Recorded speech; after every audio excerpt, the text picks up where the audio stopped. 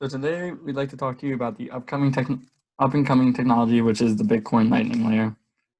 First, we want to give you a basic idea of how Bitcoin works. And Bitcoin is a cryptocurrency, and how it works is every time each Bitcoin is attached with a record of all of its previous transactions, which are encrypted and attached to the Bitcoin in something known as the blockchain. This blockchain is what gives the cryptocurrency its value, as unlike regular currency, Bitcoin is not backed by a government or major institute and derives its value by having proof of all of its previous transactions to tell you how much the Bitcoin is worth. When you send a transaction for a Bitcoin, your wallet will sign the transaction with a secret signature that only your wallet has and knows. This prevents the record from being faked or edited and ensures that there's no fraud in Bitcoin and that the value of the Bitcoin is accurate. And when you send a request for a transaction, you need to wait for it to be approved. And this transaction is verified in the process known as mining, where people or miners use computers to solve complex math problems which are crucial for the cryptography used in adding a new item to the blockchain. Miners earn Bitcoins for doing this, and this is how new Bitcoins are created. And now you have a basic idea of how Bitcoin works. Let's talk about some of the weaknesses of Bitcoin. One major weakness of Bitcoin is the scalability aspect. Due to the complexity of adding items to the blockchain, transactions are often slow. These transactions also take a while to authenticate. This means Bitcoin would most likely serve as a poor alternative currency. Transaction fees is another weakness of Bitcoin. Due to how slow and difficult processing transactions are, there are high fees, and this discourages many people from making transactions.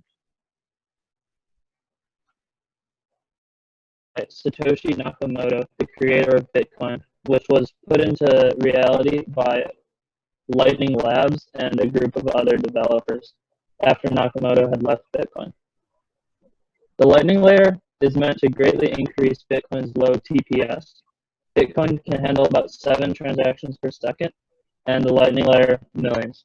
The Lightning Layer keeps track of small transactions between users, which allows for easy Bitcoin microtransactions at low fees.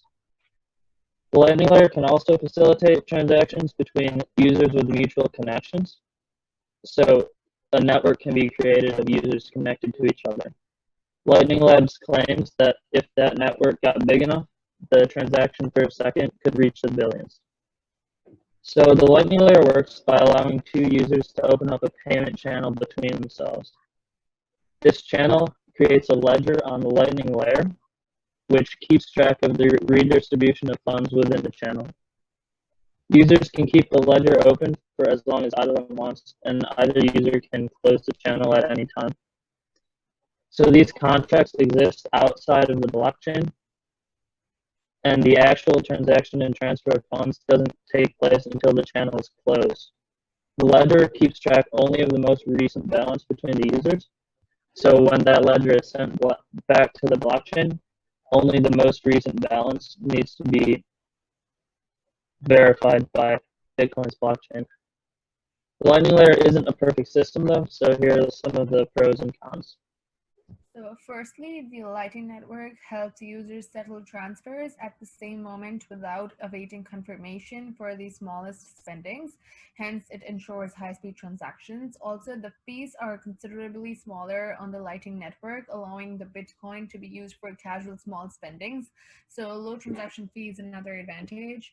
Then there is insane scalability proposed by the Lightning Network, supposes that the Lightning Network will be able to handle heights of at least 1 million transactions per second. Then we have the atomic swaps between the blockchain.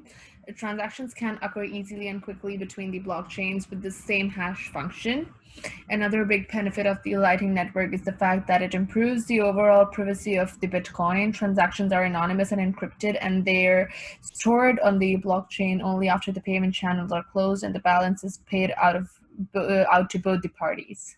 One disadvantage is that the payment channels are capped at a specific amount. When a channel is created, the maximum amount of Bitcoins it can hold is the amount that users currently have in their account, which leads to difficulty when exchanges needing large payments are occurring.